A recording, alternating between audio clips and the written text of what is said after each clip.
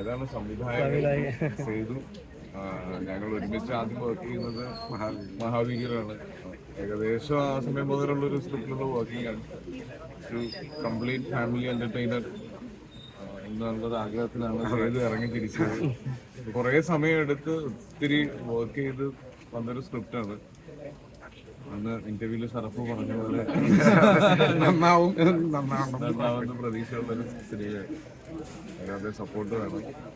വലിയൊരു ആഘോഷമായിട്ട് ഇപ്പോൾ സിനിമ നമുക്ക് അനൗൺസ് ചെയ്യാനും പോസ്റ്റേഴ്സ് വിടാനും ഒന്നും പറ്റിയൊരു അവസരത്തിലല്ല നമ്മൾ ആരും ഉള്ളത്.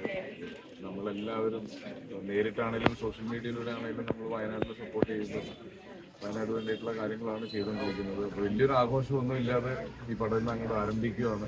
നമ്മളെല്ലാവരും സപ്പോർട്ട് വേണം. എല്ലാവരുടെയും പ്രാർത്ഥനയും സപ്പോർട്ടും അത് തന്നെ. ഞങ്ങൾ വലിയ ആഘോഷങ്ങളും പരിപാടികളൊന്നുമില്ല.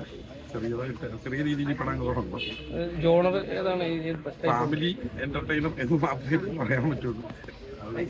ബാക്കി നമുക്ക് ഷൂട്ടൊക്കെ കഴിയുമ്പോഴത്തേക്കും തിയേറ്ററിൽ വന്നറിയോ ഏതാണ്. അതിലൊരു നല്ല സിനിമ ചെയ്യണം എന്നായിരുന്നു അത് സംഭവിക്കുന്നത്. ഓക്കെ, കുറ്റവാളിയാണ്. അതാണ് സിനിമ പറയാൻ എന്നാണ് കേൾക്കുന്നത്. അപ്പൊ അതേപോലെ അസ്ബിക ഇപ്പൊ വയനാട്ടിന്റെ കാര്യം അസ്ബിക പറഞ്ഞോണ്ട് ഞാൻ പറയാണ്. അപ്പൊ എല്ലാരും ഭയങ്കരമായിട്ട് ഇത്ര ദുരിതാശ്വാസ ഇത്ര കാശ് കൊടുത്തു എന്നൊക്കെ പറഞ്ഞ് പോഷണ സമയത്ത് ആസിഫിക്ക് കൊടുത്തു. പക്ഷെ അത് എത്ര എമൗണ്ട് ആണെന്നുള്ളൊരു ചെയ്തിട്ടാണ് കൊടുത്തത്. അപ്പോൾ അത് ഓൾറെഡി ചർച്ചയാവുന്നുണ്ട്. അത് എന്ത് ത്രോട്ടിലാണ് അങ്ങനെ ചെയ്യാനൊരു അങ്ങനെയൊന്നുമില്ല. അതെ, ഞാൻ ചെയ്യുമ്പോൾ അത് വേറെ ആർക്കും പ്രചോദനം ആവണമെന്ന് മാത്രമല്ല. അത് തുകയെ പറ്റിയിട്ടൊന്നുമില്ല. അത്ര വലിയ തുകയൊന്നുമില്ല. അതുകൊണ്ട് പറ്റുന്ന ഒരു ഇതാണ് ചെയ്തത്. അപ്പോൾ അത് അങ്ങനെ ചെയ്യുന്നതാണ് നമ്മളെല്ലാവരും. പിന്നെ ജീവിതം മുന്നോട്ട് പോയേ പറ്റുള്ളൂ. നമുക്ക് എല്ലാവർക്കും തിരിച്ചു വരണം. ഇനി പയ്യെ നോർമലാവാൻ ശ്രമിക്കണം. എല്ലാവരും സിനിമകൾ തിരിച്ച് തിയേറ്റേഴ്സിൽ വരുന്ന ആളുകൾ, പ്രേക്ഷകർ സിനിമ കാണാൻ തിയേറ്റേഴ്സിലേക്ക് വരണം.